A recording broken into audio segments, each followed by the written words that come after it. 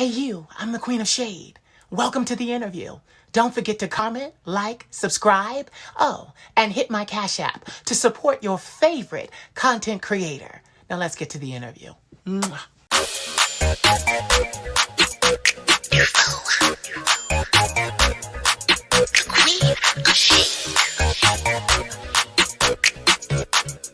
Let me tell you something.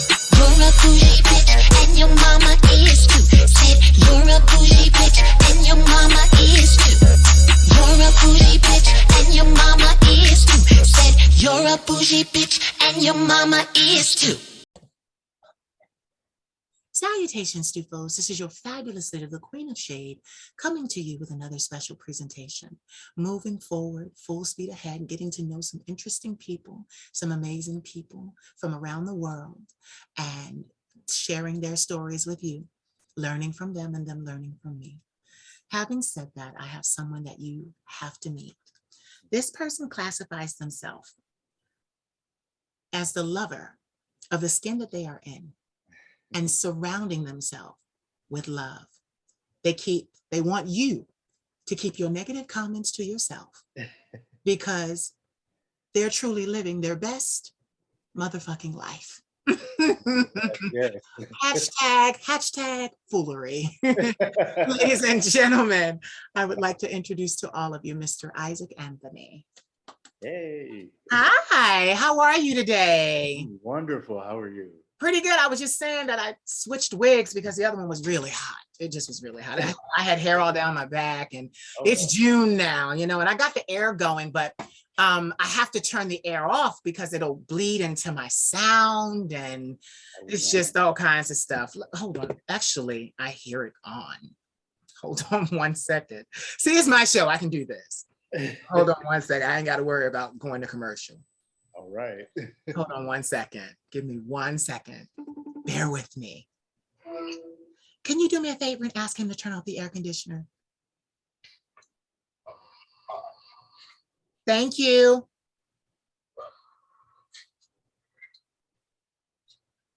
Okay. So how's your day going? Are you in a nice, where are you located? Where are you located? I am in Florida. Central air is a part of your life. Big time, yes. All year round. Wow, were you born in Florida or are you? I was born and raised in New Jersey and New York. I moved down to Florida about 7 years ago. Wow, I'm from Philadelphia. Hey, come on, Philly. I was right outside of Philadelphia, New Jersey, right across the bridge, girl. I know. Yeah. So what took you down to Florida? Work. I needed a change of pace. New York was a bit too much, and I felt I was getting lost.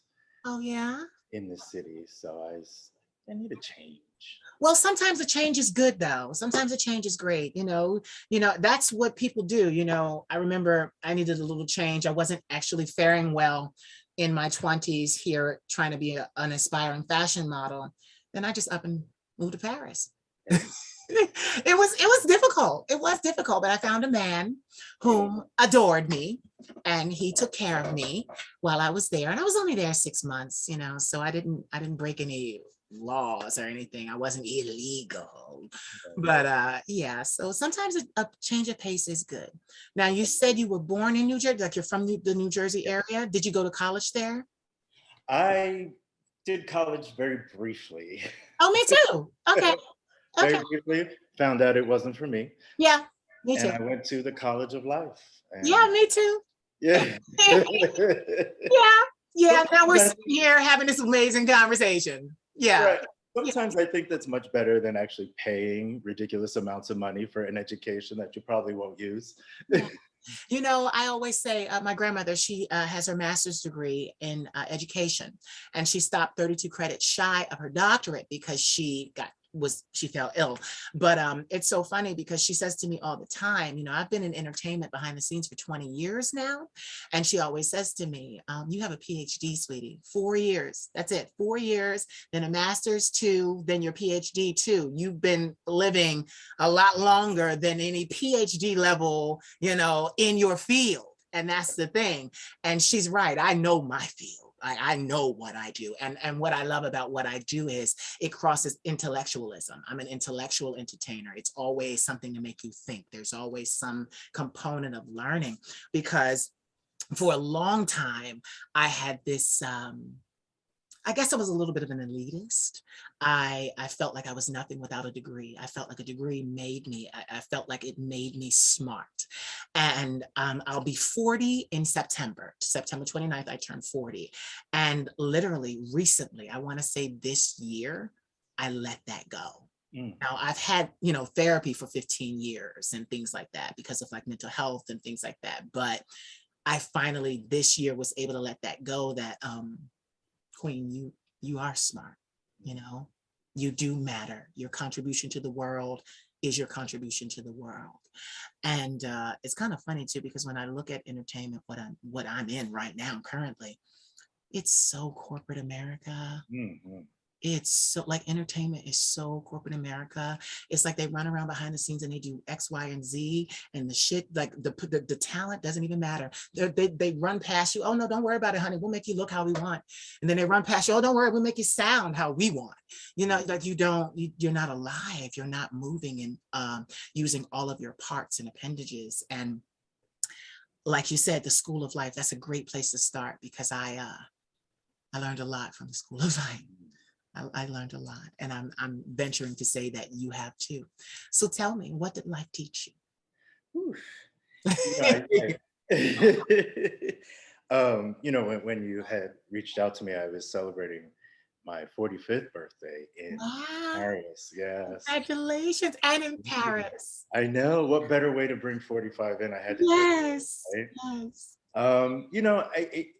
I didn't really come into my own mentally and physically and emotionally until the last few years. Mm-hmm.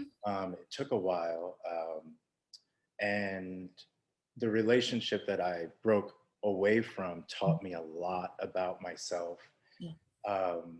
I did a lot of things in the relationship that weren't myself, that weren't me. Mm-hmm. And I had to step away and reflect on the person who I needed to be. Yeah. Who I lost along the way, and I was trying to conform to the relationship to make him happy. Yeah. Yeah. And in turn, I was miserable. Yeah. Surrounding myself with people that were not encouraging, weren't loving. And it took a toll. It took a toll a lot, mentally, physically, tore me away from my family. And since then, I've done a complete turnaround with my life and found happiness within myself and people that are so much more alive, I should say, and loving and encouraging. And it's such a better place. And I just want everyone to be in a better place mentally. Over the last several months, there has been 4 people, to my knowledge, that have taken their own lives, and it's disheartening. Mm-hmm. And it's I feel for those people who, gay men, people of color, mm-hmm. who I don't know if they had the resources. Yeah. To reach out, or I can speak for myself as a young Latino growing up, reaching out for help mentally wasn't a thing. It was like, here it is, deal with it. Yeah. And I through conversations with people of color, in my situation as well, didn't have those resources growing up, and have carried on into their adulthood, 40s, have successful careers, degrees, financially stable, but yet they don't have the mental capacity to deal with life. Yeah. And don't have the resources, or I guess they don't feel they have the resources to reach out for help. And it's so sad. Yeah. It's just, yeah. I will be 40 in September. I'm a Libra, 29th, and I've never had a boyfriend. Really? I've had men interested in me sexually. And then I got kind of caught up in that game of, the dating apps, and the dating apps aren't really dating apps, they're sex apps. So then I kind of found my power there because, most people have never encountered a feminine top, a blouse. So, and that's what I am. So I was kind of in high demand, and I never had a boyfriend. But one of the things that I'm glad I avoided was that I never wanted to have to utter those words. I changed who I was for you. Yeah, I never wanted to have to ever say that. And I think about myself and you at this time in our lives, me coming into my 40s, you right in the center. And it's like, people don't understand. And I said this today because I made some content for TikTok. I'm blowing up on TikTok now. They're loving me. So I'm making content every day for TikTok now. Just the same way I did for Instagram for 6 years now. I'm on TikTok. But I talked about growing up for me. I wasn't Black enough. I wasn't man enough. I wasn't gay enough. I just never was. And I talked about the toll that took, but I also talked about the fact that, like you said, the school of life, I'm a fighter. I've had therapy 15 years. I'm a fighter. I'm very resilient. My grandmother calls me the Phoenix, as does my spiritual advisor, as does my psychiatrist and my therapist. They all call me the Phoenix because I burst into ashes and I reinvent myself. Well, this go around, I got tired of bursting into ashes, and I said, I think I'll stay here this time. And instead of bursting into ashes because this is difficult or I've burnt myself out, I'm just going to start to remove all of the things in my life that caused me to want to run and burst into flames. Unfortunately, and fortunately, they were people. They were people. Wasn't circumstances, not the job, not nothing. They were people. And I always, when I'm out and about, I listen in passing, not very deeply, but enough to people's conversations. One thing that I've always said to my grandmother in private is that everywhere I go, it could be a 5-star restaurant, it could be Walmart. If you listen to the conversations being had, it's always, can you believe she did this to me? Or can you believe, I can't believe he did this? Or do you know what she said to me? Do you know what he did? And I realized most of the world is dealing with or trying to deal with the bad behaviors, the poor behaviors of other people. And I realized quickly, if I didn't have many people around me, if I vetted people that much and did not allow people into my space, which is why I work like this, safety. Yes. If I didn't do this, I wouldn't have those stories. I wouldn't have those stories. I think in my life, I got sick and tired of being hurt. I got sick and tired and being the only one in the situation who was hurt. And everyone else looking around like, what's wrong with him? What's wrong with him? Right. And I'm like, what's wrong with me? I realized something. I was on TikTok again. I was on TikTok and I utilized a voice note, and it said, there are people out in this world that don't even like you because they don't know and haven't heard your side of the story. And I love where the voice note went after that, because it didn't say, tell your side of the story, bring them in, let them know what happened, tell your truth. It said, be okay with them not liking you because they don't know your story. Okay. Be okay with it. And I wrote in the caption, and I'm okay with it. And you're right. 30s, it wasn't there. Going into my 40s, I'm okay with not being liked. I'm okay with people thinking that such and such said what they said. Now, mind you, I have shown you nothing to validate or substantiate what that person is saying about me. But you want to, ooh, girl. Right. And I have learned to be okay with it. Because guess whose loss it is? Theirs, not yours, girl. Not mine. I have this thing. I asked you to my camera and you said to me off camera, you're like, I'm nervous because I don't know what to expect. Right. And I said to you, you don't have to worry. I'm going to take the best care of you. I was actually like sent your Instagram by my mommy. I have a surrogate mother. Daquan Henson is her name. She writes these beautiful, supportive messages on everybody's page. And she's my mommy and I love her. So she comes to me and she says, baby girl. And I'm like, what? She says, this person would be great to talk to because he's an amazing human being and he's wonderful and he's living his life. Talk to him. So on that alone, we are. I said, okay. And honestly, that's what I love about being my own creation, being my own figment of my imagination. It's because I can do what I did in the beginning. Right. I can say, hold on, and do what I need to do for me in this situation. And then as well, take care of you in this situation.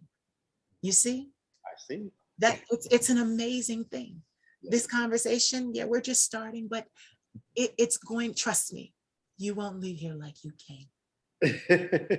You won't leave here like you came.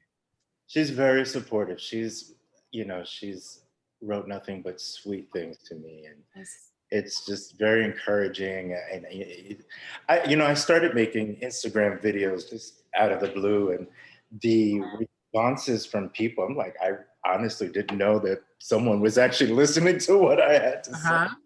And it started with the nails. Like one of my very good friends who I work out with, she encouraged me. She said, I think you should do it. Just do your nails. And it was, I started doing something with my hands on Instagram and somebody made comments about my nails, and it just spiraled from there. And it was amazing to hear that I had touched someone, yes. a mother who does her son's nails. And she's like, thank you for saying this. Thank you for having the courage to be a masculine gay man and doing your nails. People look at me and they're like, what's going on here for real? And I'm like, it is what it is. It's a form of expression. It's very freeing. I love it. Just to know that just to know that I've encouraged people and touched someone, that just meant the world to me. It was just like, wow, really? Most people have this inflated idea of what masculinity is. It is and the worst thing about it is that it has infiltrated the community. Gay men actually feel superior because they can go outside and pass for a heterosexual man. But I ask you this question. What's so great about a heterosexual man and being able to pass for that? I don't think there's anything great about it. No. Not at all. Not at all. We are who we are. We should express who we want to be. Yes. No matter what it is, masculine, feminine, non-binary, whatever it is. Yeah. Yeah. I think as our community, we have come such a long way. Yes. Yes. And growing up, in the 80s and 90s, it was a lot. And then to have come this far, Yeah. it's amazing. Yeah. It really is amazing. So to put, not that I was putting a label on it. It was just, the straight world is kind of like, well, what? They don't know what to do with us, and they never will. Even though because get this, our existences and us coming this far was not because we asked them for permission. Mm-hmm. We are now occupying spaces that, whereas before we were a little apprehensive about occupying. And I will say this too, our allies, and who are our allies? Women. They have made it much easier for us to walk softly because we don't have to do it anymore. If a man gets out of term or speaks out of term at a passing gay man, all the women start to go, well, what the hell are you hiding? What are you up? What's up your sleeve? Leave him alone. Why are you so worried about him? So the men, even though they may still feel that way, they stay in their places because it's like, oh, I don't want them to think that I'm one. If I say something, they're going to think I'm one, right. And it's just, this misogyny today is just ruining, it's just ruining everything because I'm two-spirited. Let's say that. I'm two-spirited. I have a masculine side to me and a feminine side to me. My feminine side is what you see when I'm done like this. But this is not how I walk around all the time. I don't even leave my place of safety like this because of past experiences and also it being a job. This is my job.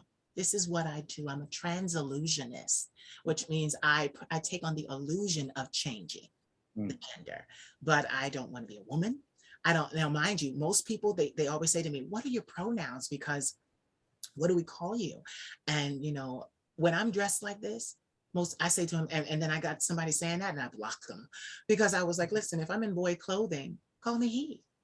If I'm in dresses and wigs and you see me and I'm telling you, call me she, call me she. And then he got to this, oh, clothing doesn't identify, gender and identity and this, that, and the other. And I said, it's not about what they say. It's about what I just said concerning me. Mm-hmm. So I made it easy for everybody. I trademarked my name. So now I say, everyone call me Queen. Right. That's how you, and get it. That happens to me even when I'm not dressed like this. And I like and I welcome that because that's what I built. It's what I forged. So I'm like, yeah, call me Queen. Just call me Queen. That way, you know who I am. We all know who I am. Right. Not a problem. I'm not saying that I'm not monogamous, but I have said in the past that I'm not monogamous. I have. My reason was always this. I used to say this, and I'm going to take the liberty to say it here. I used to say when I was younger, now mind you, 39 going into 40, I was saying this at 22. I said, why would I open my heart to someone that says they love me, wakes up with me, I fix breakfast or they fix breakfast, either way, or the chef. Okay. Because, okay. All right. Okay. But kisses me goodbye over coffee. Meets someone at lunch and doesn't come home for dinner. I've been saying that since I was 22. It's not that I'm sinister when it comes to love because I love all my men. I love all of y'all. All of y'all. I will do everything for you. I will give you the world. It's just how I am. But it's kind of like it takes a very specific type of person to enter that kind of commitment. Mm-hmm. And it takes a lot of trust. And let's face it, even with what I do, I knew where I was going. Please point out to me any celebrities today that are happily married. Right. There are some, But is it their first marriage, second marriage, third marriage? Did they meet him on a movie? Did they steal him from someone else? Like, you know, like listen, relationships. I don't want to put the kibosh on relationships. I want people to understand I'm not putting the kibosh on relationships, but I need people to understand that relationships are not what they used to be. Mm-hmm. The fact that there is, like, with this newfound revolution and with this newfound identity and with men being able to feel comfortable coming out and saying, I'm bi, I'm tri, I'm pan, there's a lot more that they can do. Mm-hmm. So with this newfound freedom, there's not really a need to be as monogamous as they used to be. It's not really a need for it. You like, it's like, oh no, I'm pan. I interviewed someone here, gay guy. He's like, I got 2 boyfriends. Why not? And I'm just like, wow, you know? And that's the thing. And this is the thing. See, what we're experiencing now is the awakening of mankind. Mm-hmm. Well, womankind has always been awake, but now it's the awakening of mankind. You know, you've got straight men, heterosexual men that identify as heterosexual straight men. You've got them saying, I'm trans attracted. I love trans women, transgender women, and it's okay. And you've got so much pride. People taking pride in what they've always, and saying the things they've always felt, but were too afraid to say because they were the only ones. Mm-hmm. Well, now everybody's finding their tribes within the tribe. Oh, the pans, we're over here. The bis, we're over here. You know, the monogamous, we're over here. You know, like the polygamous, we're over here. You know, everybody's, because there's more vocalization around it. That's the only way you can find out what you like anyway, or where you belong, is you put it out to the world and you start talking. And then people say, oh, I share that same idea. Yeah. I share that same sentiment. So, well, we'll hang out together.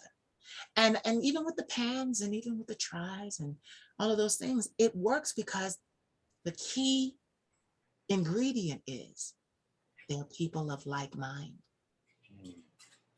It's going to be very difficult. That was me letting me know that my interview from before was finished editing. But it actually dinged at the right place too. But it's kind of weird that with this self-discovery, men are just, let me say it like this. It's Pride Month. And let me say it like this. It's not the gays that are coming out.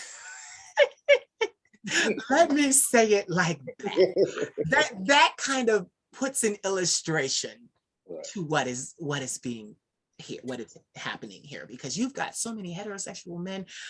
God knows I'm a huge porn aficionado.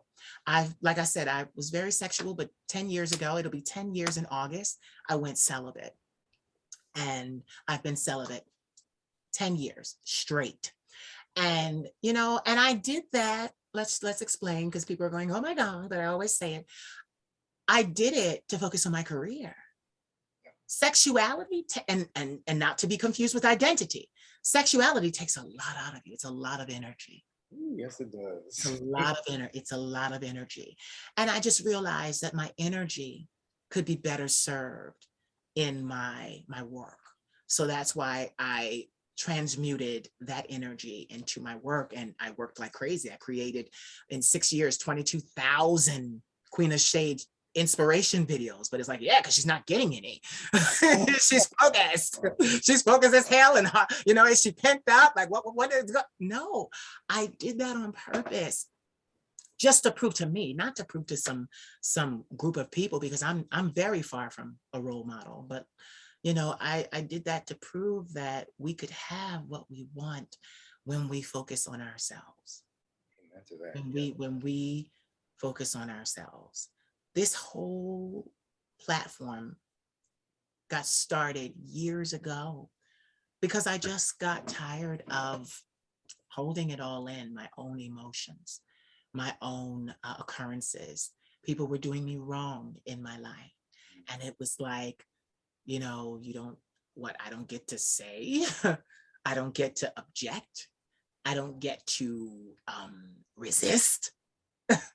I don't get to tell that you're doing me wrong. Oh no, you've got me all the way fucked up, because the internet loves that stuff. And it gets lost in the internet world forever. And you know, it revitalized my career, because it was like, okay, she's gonna say what she means and mean what she says. And that was the first thing I became known for. She says what she means. She means what she says. But even in that, I have refined that now, because there is a way to say things. And with me being such a vocal entity, I realized, because I did this monologue, and it's kind of funny. We're talking about relationships and I'm talking about being polygamous. And I'm like, I did this monologue that's called, honey, I want a real gay man. I want a gay man. And it talks about, I don't want the trade. I don't want the try. I don't want the buy. I want a real gay man whom can do his nails, wear his high heels or his jeans, loves makeup, like that, explores his life to the fullest. Because I am a firm believer that as soon as we start to limit ourselves, we stop living. Yes, I agree. It's like a plant. You stop, the moment you say, okay, this is the top, it's like, but I have so much more to grow. I have so much more to show. I have so much more to become.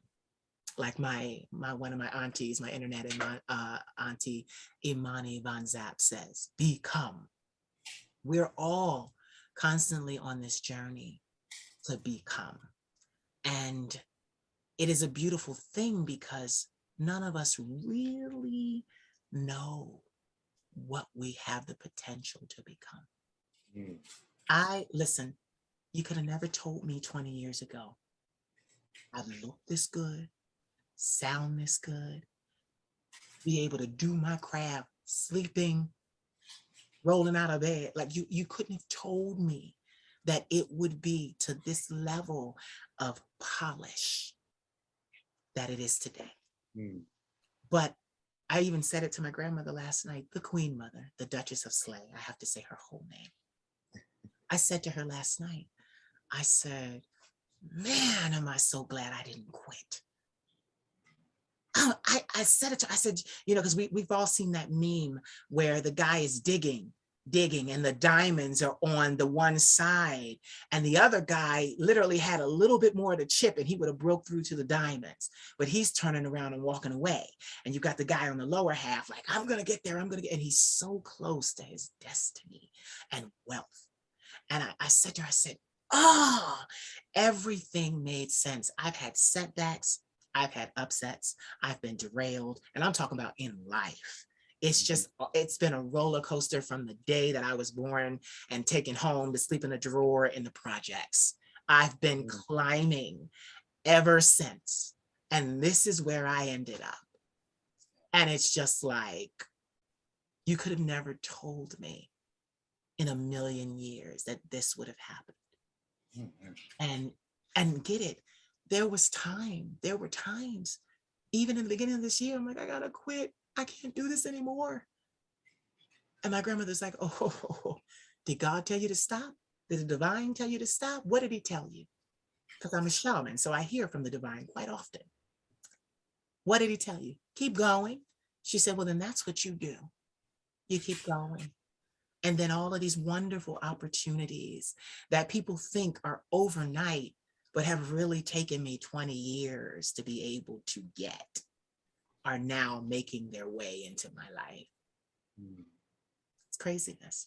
So you split and you found the courage to say, I can't do this anymore. I changed who I was for you. And I'm going back to find me. So then you leave the Upper East Coast. You move down to Florida.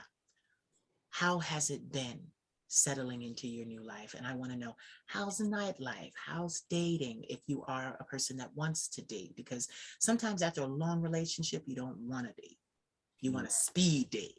But, you know, so how has it been settling into your new life? It hasn't been easy. I've definitely had my setbacks. I've had my ups, I've had my downs. Starting a new life, I literally came down here with just my clothes. Yeah. And since then, you know, I've started a new career.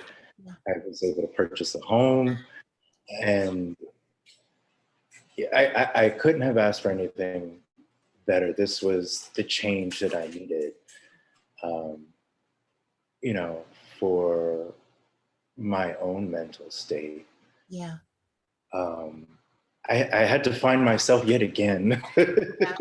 You know, we go through that age where, you know, you know, it started very young for me, and, you know, realizing that I was gay at a very, very, very young age. Yeah. And you know, I'm very thankful to my mother, who encouraged my sexuality as a very young age. Wow. You know, when I remember being 10, 11, getting Barbie dolls and Ken dolls and the dream house. I had the Corvette, you know, for Christmas, but at the same time, I still had my G.I. Joes, my Transformers. So my mother has always been a huge, huge supporter of me. And I'm very thankful that I have had that in my life, and such a supportive family. Yeah. She didn't like the idea of me moving, but she's like, I hate Florida. I'm like, well, here I am. But you know, the transition was tough, but I knew that I needed to do it for myself, to prove to myself that I don't have to depend on someone else emotionally, mentally, physically, financially. Yeah. Yeah, it was it was a very rough road. I was very reluctant to start a journey in fitness, and this may sound crazy, but believe it or not, I found a very encouraging group of people through my fitness journey since I've been down here that has helped me immensely through my breakup. And it sounds crazy, you know, people are like, oh, CrossFit is a cult, blah blah blah blah. It's some crazy workouts, but you know, it was, for me, it was more of the community. Yeah.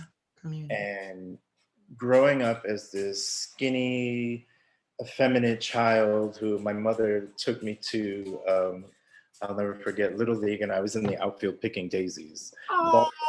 I'm like, I don't want them balls. That's not what I want. But to come into this community that has just opened their arms, and it's a second family is what it is. Yeah.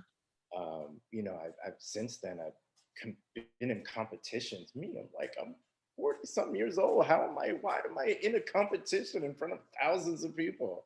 Like, this is blowing my mind. And now I've transitioned into judging, and I'm, you know, it's just mind blowing. And it's for me, it's mentally, it's my home. Physically, it's done more for me emotionally, mentally, than anything. And I'm so thankful for it. I hope that answered your question, because I kind of just went way left. No, you did exactly what I hoped you would do. You elaborated. Yeah. And you know, it sounds like you found your peace. I do. And you know, I want to say something, and you know, because it is Pride Month, but I want to just put this out there, because I want people to understand men are being abused. Oh yeah. Men, it's not just women anymore. Men are being abused. Men are being torn down. Men are being told they're not enough. Men are being literally beat down. You know, men are being told, you know, even from They're partners. Well, I do that. I make the money, so you're going to do this. Right. You know? Yeah. Men are being abused. Yeah, absolutely. And I think that's one thing that I realized towards the end of the relationship, that, you know, everything was being thrown on me. Yeah. You're a liar. You're this, you're that, you're this. And I'm just like, what am I doing wrong? How do I fix it? Like, and I was making myself crazy. Yeah. Trying to figure out what the fuck I did. Yeah.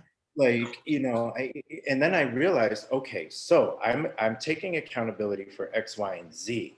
How do we fix it? We went to therapy, but yet in therapy, it was, you did this, you did this, you did this, you did this. And you know, going through therapy with the therapist, and it was just like, okay, you're focusing on me and everything that I did wrong, or I did wrong.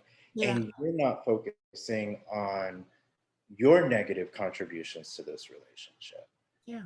And then that's when I realized, okay, I'm not completely the fucked up one here. Like, you're abusing me in some aspects. So yes, I totally 100,000% agree with you that yes, men are being abused mentally, physically, emotionally, and it has to stop. It really does. It does. It needs to stop. And that's where I come in, because that's why I do these, is to bring awareness, but also to bring healing to men. Especially, my focus is the Black and Latin man. That's my focus. Thank you for that. Yeah, it's been my focus. It's been my focus since 2003. Good. Yeah, I have men that I've supported that long. And it's just every step of the way, even if I wasn't there physically, I was there through the screen. I was there through the phone. I was there when they needed someone, and when they couldn't privately say to anyone, Queen, I am breaking down. And I had to, and I'm used to being the one to say, well, this is what we have to do. We have to put a plan in place right now. And, you know, I've had 15 years of therapy myself with a therapist and a psychiatrist. And it has been an amazing, amazing, amazing experience. Mm-hmm. I will not say that it has been painless because it was very, very painful. I had to, like you said, I had to look at me. I had to look at the fucked up shit that I was doing. Mm-hmm. And then what I was emitting out into the world. Right. And then where I was blaming other people. And then for my therapy, look at this, the flip side.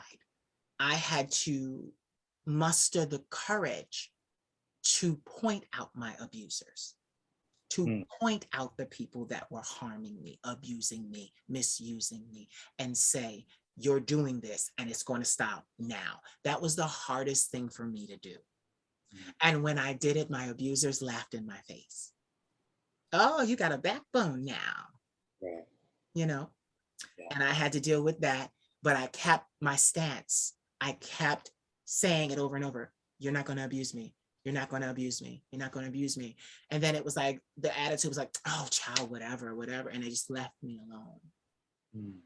And I was telling one of my friends, he's a celebrity fashion designer, very famous. His name is Stevie Boy. I was telling him, I have built a life where I am most comfortable alone. And people say to me, but how is that possible? Because you bring such joy to so many people and you interact seamlessly. You talk and you know what to say and how to say it. I'm like, those things are not, they don't mean that I don't know how to function with other people. It doesn't mean me being alone doesn't mean that I lack social skills. No, I have social skills. It's just that I find that my life is better served when I'm alone. I have a lot of celebrity friends. They want me, even Stevie was talking about, come to Panama, do this, come here, come there. And I'm just like, no. And he's like, why? And I'm just like, because I got stuff I got to do. Right. You know, people all of a sudden, and it's kind of funny because people say, well, how did you rise? Well, I started focusing on my stuff and I started guarding it. So then everybody wanted to run over here and say, what the hell is she? What is she guarding? What is she guarding? So then they became nosy. And it was like, oh, yeah, I am better served by myself. I said to Stevie, he laughed at me because I told him, he said, you know, I'm from Philadelphia and upwards in Pennsylvania, we have Amish country and things like that, Lancaster farm country. I'm familiar. Yeah. So I'm not a farm person. I'm not. So he's like, yeah, we can go up to the farm. My friend owns like several properties. We can go up to the farm and pick eggs and chase chickens. I said, honey, I need to go to a beach. I need to go to, and I said, and I'm not talking about Atlantic City. Okay. And I love that because when you have celebrity friends that travel the world, immediate was like, how dare you? I walked on the beaches in Cairo and you say Atlantic City to me. But I said to him, I'm like, I know you travel the world. Right. But I said to him, I said, I want to go on a beach, not when people are there. I want to go at 5 o'clock in the morning where there's nobody there but God. And the sun coming up in the water and the wind and the waves. I love being by myself. Why? Because I'm not by myself. And I don't have to deal with the made up, because that's what it is, bullshit that other people invent. They invent this stuff. It has no real origin. They run with their own flights of fancy. And then they rope you in to be a co-star. And it's like, honey, I didn't sign up for this role. This is my movie. I didn't get paid for this. Right. Are you kidding me? No, I am not going to be your best supporting actor. No, I'm not. I'm going to leave you right here. Bye. And it was so crazy because even before I did this, even as a youngster, I found such joy in first being able to have the money to take myself to a restaurant, my favorite restaurant, and sit there. And my thing is, now I don't sit in the middle of the restaurant. I get a booth way in the back where I can be by myself. So I kind of, as you can see, my life has kind of prepared me to be a famous person, a person of notoriety. I know what it's like to take the back door. I know what it's like to take the side door. I know what it's like to wait, go in right before closing, or they close the whole damn thing down for you. You know, like I'm used to that. Like, so, but I found that even when I'm shopping, I don't want anybody in my ear. Oh, girl, look at this. No. I'm in here to get things that I want to wear for me that I like. Like, not enough people are fully self-actualized. And that's what I learned in therapy. Maslow's hierarchy of needs. It's this belief that there's this pyramid. And in this pyramid, there's love, there's family, there's money, there's success and career. But at the top of this pyramid, in the pinnacle, is this very small space. And it's called self-actualization, where you live your life as you actually are, not as your money makes you, not as your status makes you, not as your career makes you, but as you actually are. And most people, the study said, most people die having never accomplished self-actualization. But get this, I will venture to say that if there's any group of people on this planet that have learned self-actualization, it's the gays. It's the transgendered community. It's all of us. Because get this, we're robbed of the family, the friends, the money, the career. So it forces us to learn ourselves as we actually are, which is why a lot of us have a lot of spiritual wisdom to give back. which is why a lot of us can use what we've been through and it resonate with so many people. It's because it's because me, we're being, who we actually are, not as anybody wants us to be, not as some Vanity Fair magazine, sorry Vanity Fair to be using you like that, said so, or Cosmopolitan, sorry Cosmopolitan, but that some outside source says, oh, well, khakis are in this season. I don't care. I'm gonna wear my dungarees. Like what? Are you kidding? Like, what? Like, I don't live like that. And a lot of us don't live like that because we didn't have the luxury of being able to hide behind our money, our career, the successes, our family. We were out there. And I'm so glad that your mother was so supportive. And what I love about the feminine energy is she brought balance to your life. So you had the dolls and you had G.I. Joe. So it was like, it was almost telling you didn't have to make a choice. Right. And that is what I'm all about today. You don't have to make a choice. Who's telling you to choose between masculinity and femininity? Just be you. Absolutely. And now that you put it in that perspective, she prepared me for today. Yes. Do you, be you. Yes, do you. And have a healthy balance with it. No, listen, nobody wants a partner that's just one way anymore. Yes. Nobody wants that. Unfortunately, I'm a feminine top and my bottoming days are over. So that's non-negotiable. That's non-negotiable. I'm not doing it. I can't do it. I'm 40 years old. I'm not, no. I don't, I sing. I need my breath technique for singing. I can't. It just, I'm too tight. It's been years. I'm not, no. But in everything else, you see that there's a balance, more versatility, more this, more that. It's not just one way. And that's what's making the heterosexual community upset, because they're like, it was this, and now we've got to do this? What do you mean there are bathrooms that say women, men, and trans? Yes, you have to accommodate, and it's not asking for permission. You have to accommodate what's here. Yeah. Not asking for permission. No one's asking you for any permission.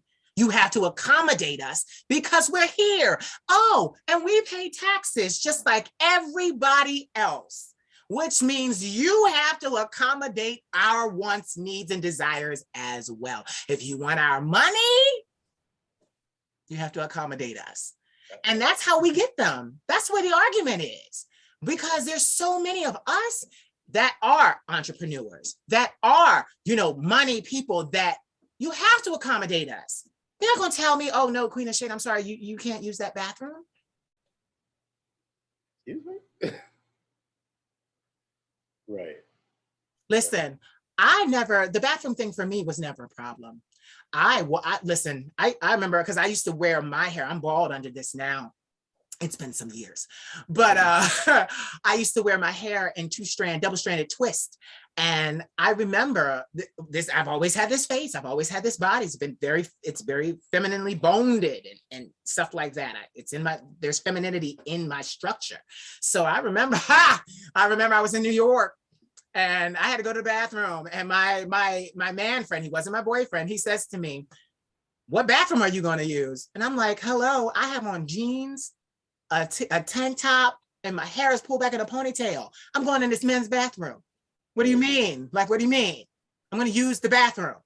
And he laughed because, and I'll never forget it.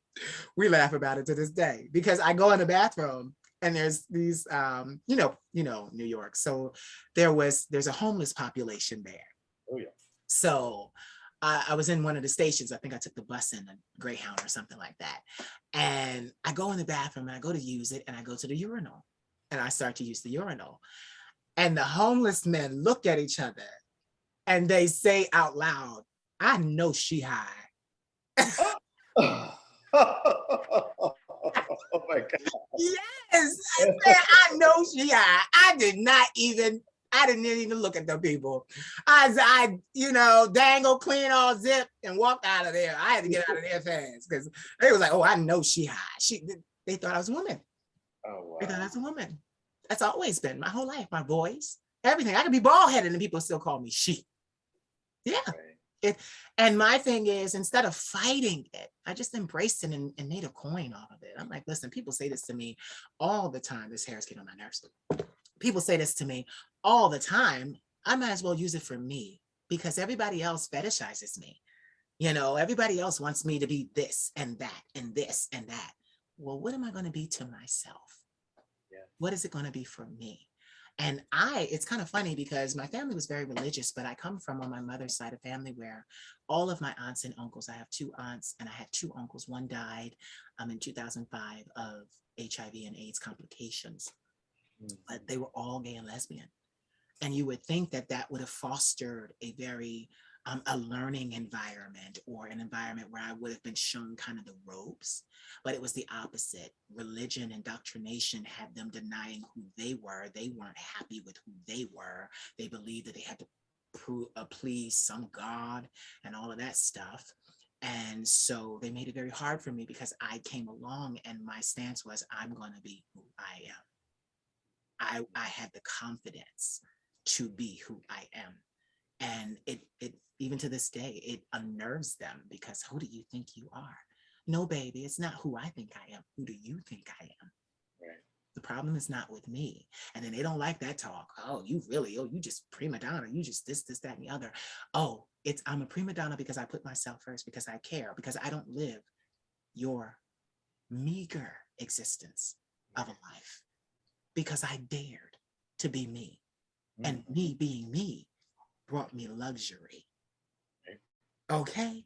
So I don't even talk to most of my family. There's nothing to say. It's not even luxury in the monetary sense. Right. Mental sense. Yeah. Like, I am who I am because I brought myself here. Yeah. And I'm free to be who I am. Yeah. And you like it, you don't like it. I don't care. It took me a long time to be able to say, fuck them. It took me in therapy, get it? My therapist used to rehearse with me. Say, fuck them. Say, fuck them. I had to do that in therapy. Say, fuck them. Their opinions don't matter. Fuck them, for real. And it was like, so when I came out to the world and I started doing this and I started getting a lot of attention, I was very able to say that to the haters and to people because I had already had all the training with my own family. I had already, and those people, if those people don't support me, I could give a damn about who's out here. Yeah. Yeah, because my own family don't. And those are the ones I was supposed to be able to trust till the day I die. And I can't trust them. So your monkey ass don't have no cart in this race. We can't, we unfortunately, we don't choose our family, that's saying, but you know what? We can create our own chosen family. All love. Yeah, all love. Chosen family. And that's what I have. I have a chosen family. My friends say to me, stop saying you don't have any friends. I'm like, I really don't. They get so mad at me because sometimes I express my displeasure that way. Mm-hmm. And they're like, what do you mean you don't have any friends? I said, you know how celebrity is. You're here until you're not. Yeah. And then they get mad because they're like, I'm going to be there. I'm your friend. I'm like, you're here wait till this money stops. Will you stop? And then I'm like, why are you like that? I say, because I'm a realist. I've seen a lot of shit. You ain't got to lie to me. Right. Don't lie to me. I'm not going to be one of these people on their 3rd and 4th marriage. Chopping up my legacy. Mm-mm. You know, like I just refuse. So that's why I tell people, I love escorts. I love escorts. I think I'll get me a couple for my birthday. I don't know. I haven't decided when I'm going to break my celibacy, but I know a lot. So I don't know. I haven't decided yet. There's something to be said about celibacy too. It provides a lot of clarity. Yeah, that's what it is. Clarity. But there's nobody else in there. Because you really do. I'm not trying to speak negatively of relationships, but you really do change who you are when you are in a relationship. And sometimes, and the difference between surviving it is having a partner who loves you enough to give you back the pieces that you're giving them. Because in these relationships now, you give the pieces, they just take them. They just take them. You don't have those benevolent partners anymore that give, oh no, baby, this is for you. You be who you are. And no. Yeah, you don't have a lot of that. Those relationships, they are a thing of the past. And the relationships that are lasting now, even today, they're of men of a particular age. They're kind of old school. Yeah. Kind of old school, you know. What'd you say? Hard to find. Right. No, honey. All you gotta do is tell them, listen, I got some disposable income I'm trying to unload. I got, yeah. And that's another thing. You just brought it up. That's another thing. I'm not about to work so hard. You just bought a house and then you bring somebody up in there and they want to take over. No, man. I work too hard. Do you know how many times I have put on a wig and a dress in 60 years? Do you know how many times I have sat and had to turn the air conditioner off in 90-degree weather? And I'm like, it's not that hot in here though, but like, because I keep the curtains drawn, but like, really, I worked for this and you worked for what you have. I'm not about to just unload. And I used to be that way. Oh, I'm so giving. No, honey, I'm not giving like that anymore. What's the charity? Do I get it? Is it a write-off? Is it a write-off? That means I get it back. Like, I need it to be a write-off.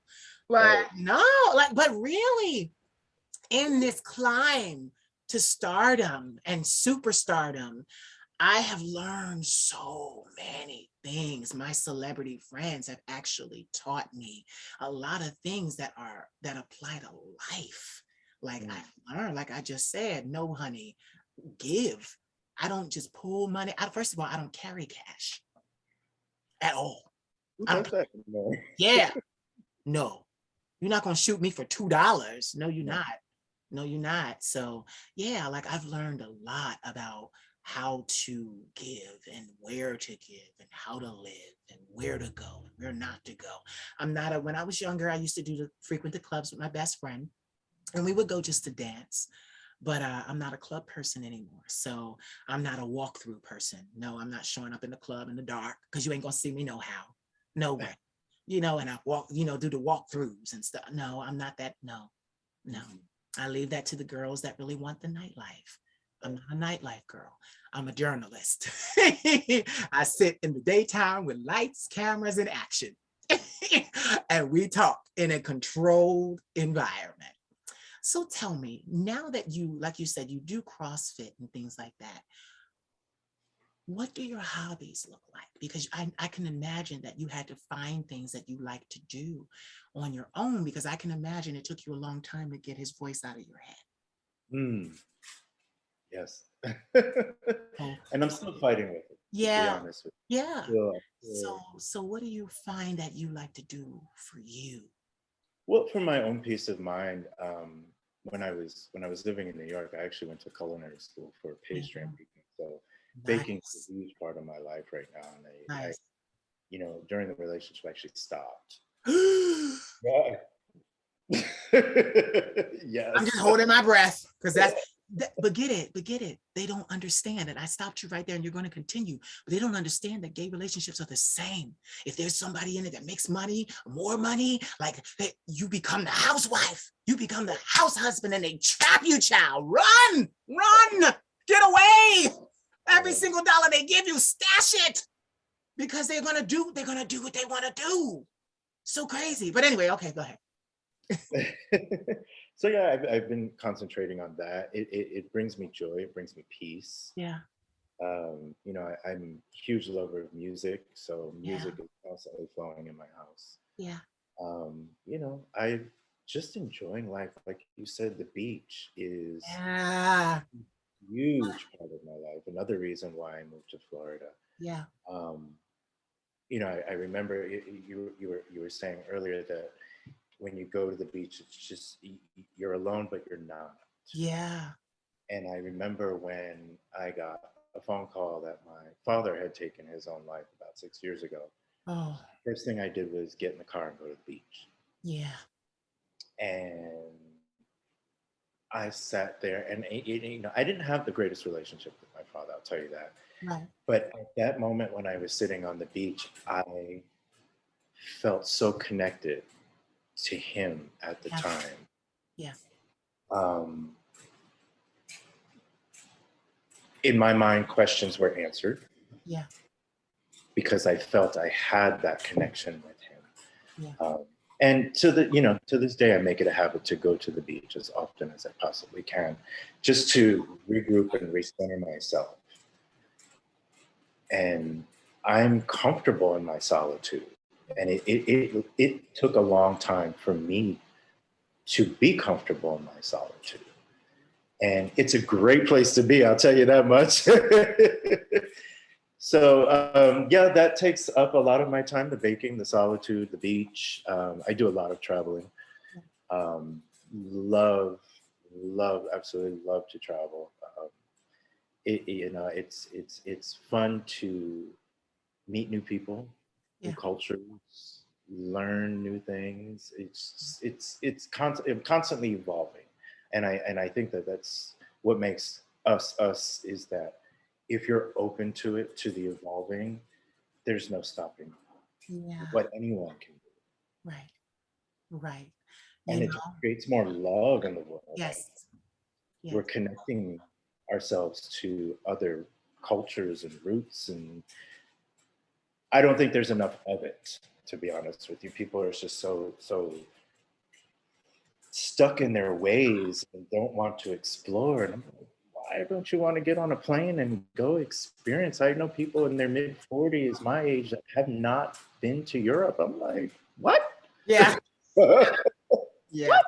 So I went with 3 of my friends to Paris, and they had never been to Europe. And we're all roughly around the same age, and mine was blown. Yeah. When are we coming back? When is the next trip? And it's like, this is for me to share that with them and show them around town and the arts and the Louvre and Impressionist Museum. And it brought me joy to know that their minds were expanding. So I actually went off the deep end again. So when is the next trip? Actually, I was thinking about traveling. I can't go anywhere till the fall. So a friend of mine in London just invited me to Jamaica. So I may go down there in October.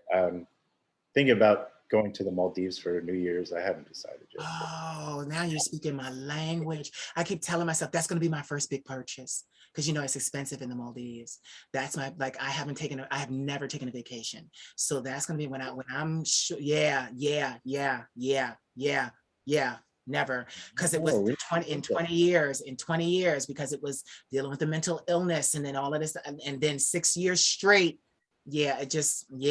No, like people don't understand. I mean, they call it the entertainment industry for a reason. You have to be industrial, like you have to be. So like my thing is, that's my mama, I made it moment. Me and my grandmother, the Queen Mother, the Duchess of Slay, gotta say her whole name.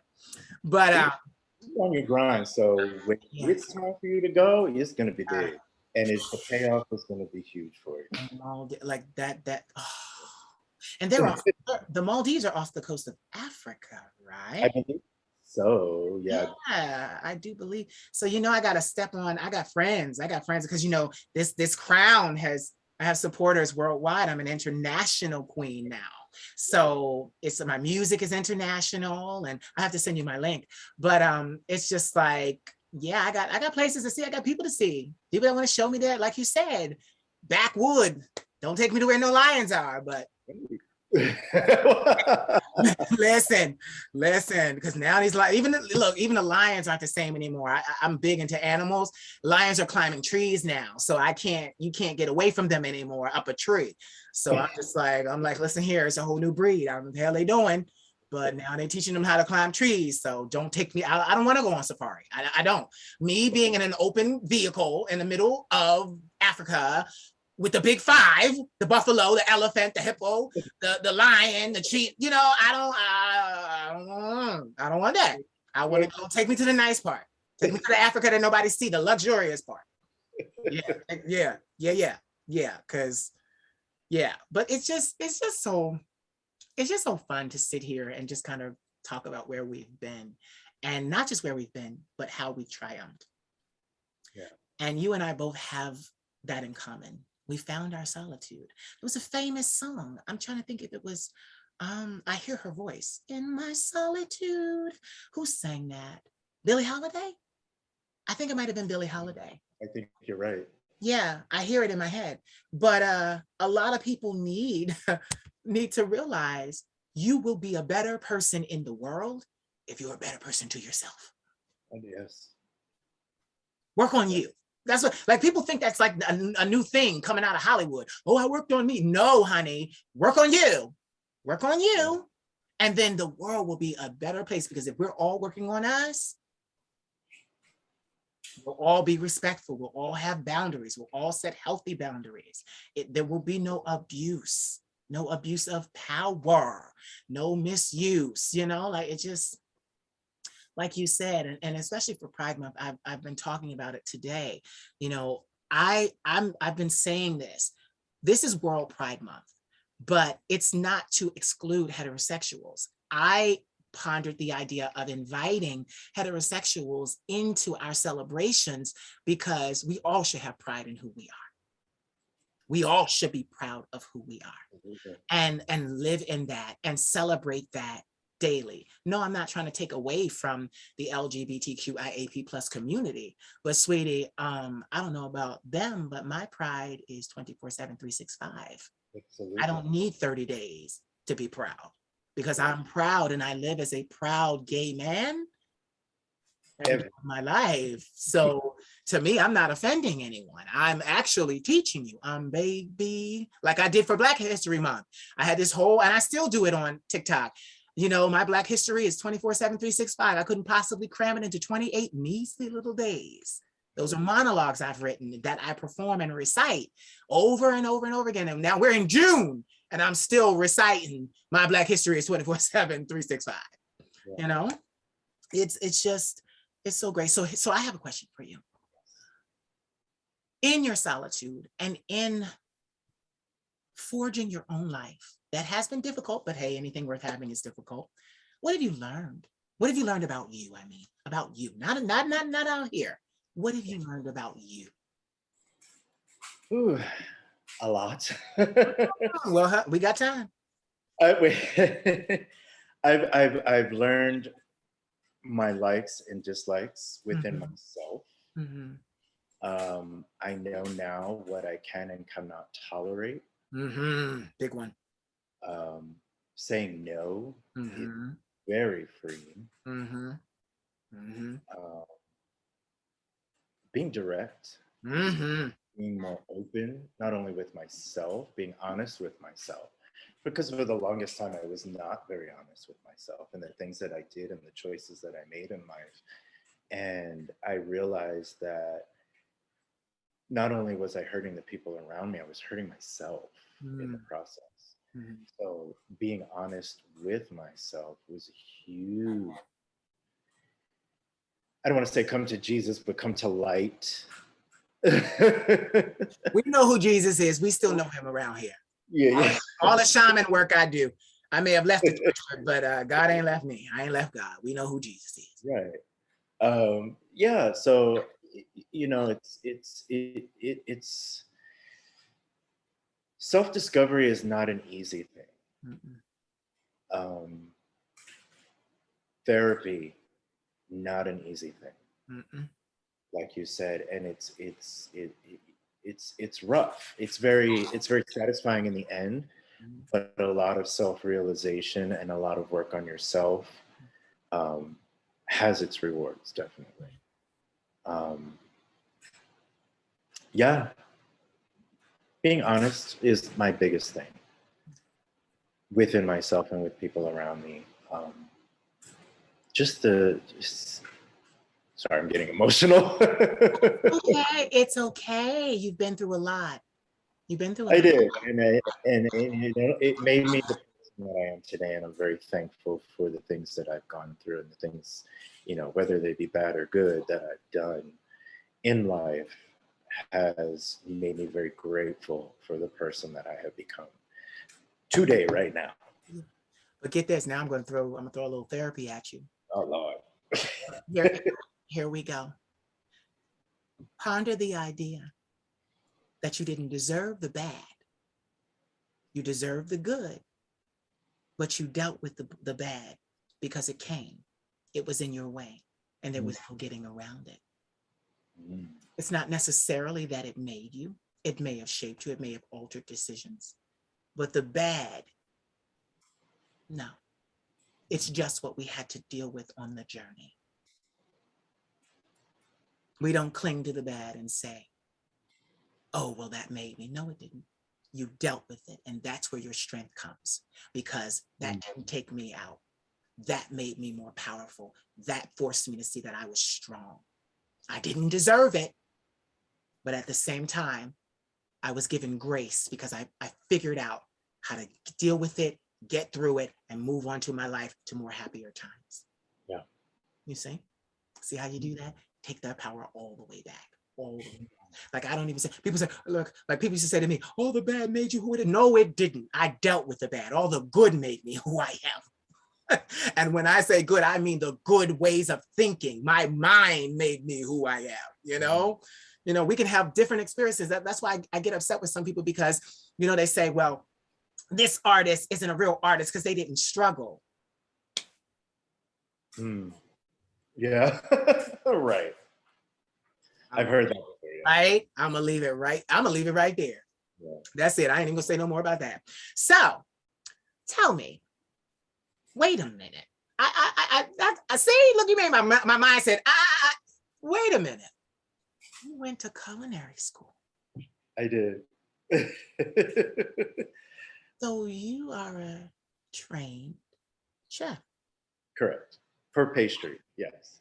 Oh, so you're specialized too. So I can only imagine what Paris must have been for you.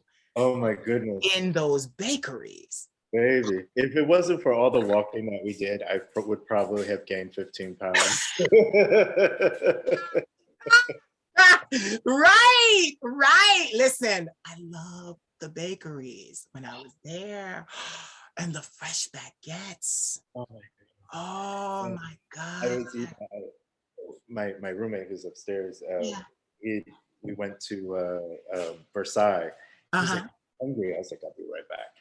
So little pastry shop, and they had, you know, the fresh baguettes with the, so I brought back a sandwich, and he was like, what is in this sandwich? I said, ain't nothing but butter and ham.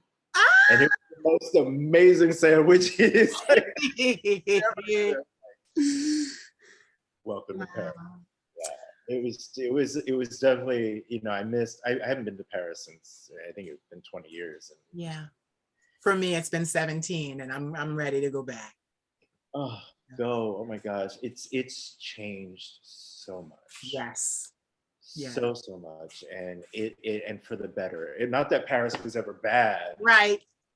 But I mean, the French, you know, everybody says, oh, the French are horrible. They don't. They're honoring. Let me tell you something. We were welcomed with open arms. Yeah. Everybody was friendly. Everybody spoke English. Yeah. You know, we obviously we made our attempts to speak French. Yeah, me too. But I found it easier to speak English. Yeah. Yeah, but it was definitely a culinary journey. I ate my way through that city. Yes. Yeah. See, and my thing is, when I was there as a model, I was starving. So I couldn't really indulge in all of the real pastries with the chocolate and the custard and the strawberries. But I'm 40 years old, honey, and I'm not. I keep myself together, but I'm not no starving model anymore. So this time is going to be a lot more fun. This time is going to be a lot more fun. Yeah. I have since found out that I can't have a lot of shellfish. I can't have a lot of cheese. because I've had high cholesterol. It runs in my family. And my medicine at one point, we thought it might have been my medicine, but no, it was just my family lineage. So I've had to cut back on those things. And my absolute favorite thing in Paris was Camembert. What was that? Camembert, the cheese. Oh. Yeah. And when I first got into it, I was like, it stinks. I'm not eating anything. It smells is horrible. He's like, just try it. Just try it. I'm like, no. I try that cheese. I eat that cheese every day. I ate that cheese. You can spread it. After you cut into the little wheel and it's white and you cut into it. Oh my God. And you can smear it on the baguette. Heaven.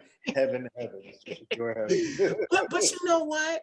But I want to use that right there. Why deal with violence? Why deal with misogyny when you can have a baguette with Camembert or ham in Paris?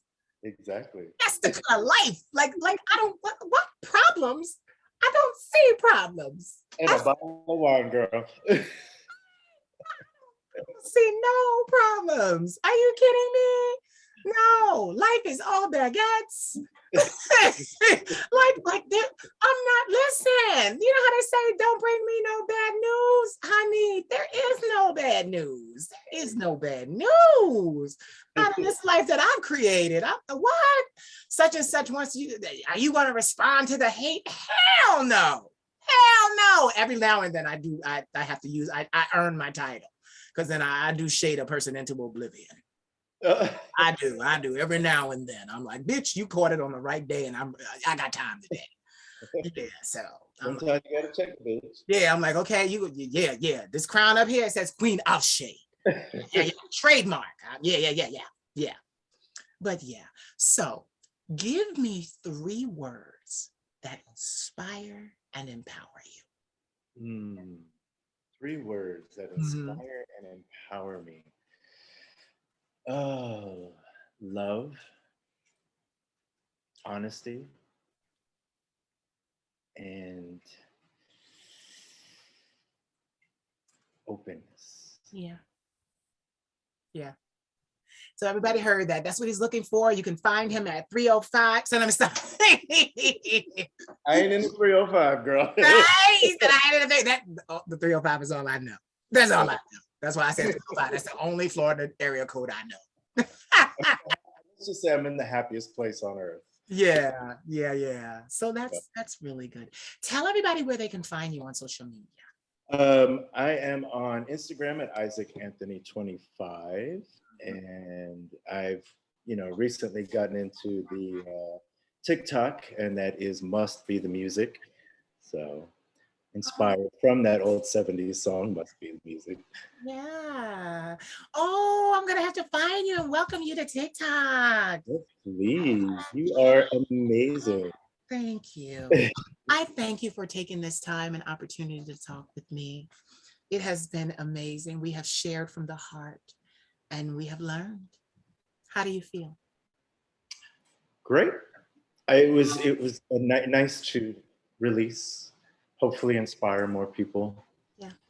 Yeah, definitely a different change, a different outlook on social media. This is very positive. I love what you're doing. Thank you. So did I keep my word? Are you leaving differently than you came? Yes. That'll be $257. Let me cash that. No, but I truly have enjoyed you. Thank you so much. So don't go anywhere. Ladies and gentlemen, you have heard the vocal stylings of Mr. Isaac Anthony. Say goodbye to the people, but don't go away. Thank you. Thank you, everyone. So did you enjoy? I hope you did. Please like, comment, subscribe, share, and don't forget to cash at me at the Queen of Shade. I am your favorite content creator, right? Right. You want to see more of this content, right? Right. Cash at me. I love you. Mwah. I've got my black stilettos on. Don't you make me take them off. I'm assuming first position. Gonna show you I'm a boss. I've been given 60 seconds just to put my thing turn